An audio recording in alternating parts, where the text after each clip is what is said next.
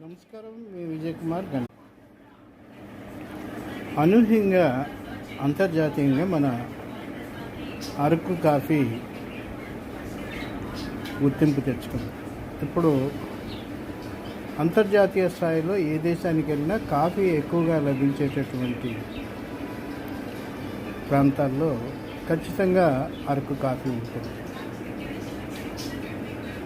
ఒక రకంగా అరకు కాఫీకి ఇప్పటికిప్పుడు అంతర్జాతీయ గుర్తింపు వచ్చిందని చెప్పకపోయినా అనేక కాఫీ బ్రాండ్లలో మాత్రం ఒకటిగా అరకు కాఫీ ఉండేది. ఆంధ్రప్రదేశ్ గిరిజన సహకార సంస్థ ద్వారా కానీ ఇతరత్ర కానీ అరకు కాఫీకి జాతీయ అంతర్జాతీయ రంగాల్లో గతంలో డిమాండ్ ఉన్న ఇప్పుడు వచ్చినటువంటి డిమాండ్ ఆంధ్రప్రదేశ్ ప్రభుత్వం అరకు కాఫీని ఒక బ్రాండ్గా తీసుకోవటం, ముఖ్యంగా చంద్రబాబు నాయుడు గారు దీన్ని ఒక ప్రెస్టేజ్గా తీసుకొని కాఫీ ఉత్పత్తిలు అత్యధిక లాభాలను సాధిస్తాయి. అది గిరిజన సహకార సంస్థలు లేదా ఇతర సహకార సంస్థల ద్వారా అయినా కావచ్చు, కానీ కాఫీ ఒక ఆదాయ వనరే.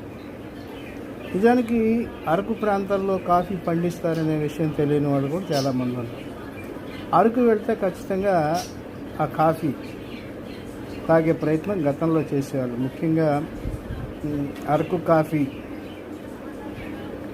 ఫిల్టర్ కాఫీగానే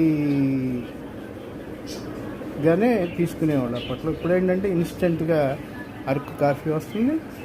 అరకు కాఫీకి ఏపీ బ్రాండ్ అంబాసిడర్గా మారింది. ముఖ్యంగా ముఖ్యమంత్రి గారు ఒక సాంప్రదాయాన్ని అలవాటు చేశారు. మనకి విదేశాల నుంచి వచ్చే వాళ్ళకి కానీ లేదా ఇతర పారిశ్రామికవేత్తలకు కానీ ఇతరత్ర రాష్ట్రానికి చేతిగా నిలిచే ప్రతి ఒక్కరికి కూడా అరకు కాఫీ గిఫ్ట్ ప్యాకెట్లను ఇస్తున్నారు. ఇది ఒక మంచి సాంప్రదాయం. నిస్సందేహంగా అరకు కాఫీ అనేది ఇతర రాష్ట్రాలకు చెందినటువంటి కాఫీల స్థాయిలో మంచి గుర్తింపులోకి వచ్చింది.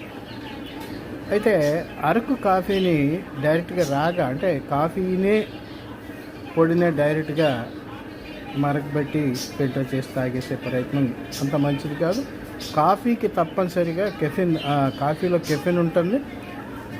అది మనలో కొంత ఉత్తేజాన్ని పెంచినప్పుడు కూడా కెఫిన్ జీర్ణకోశ వ్యవస్థ మీద దెబ్బతీస్తుంది.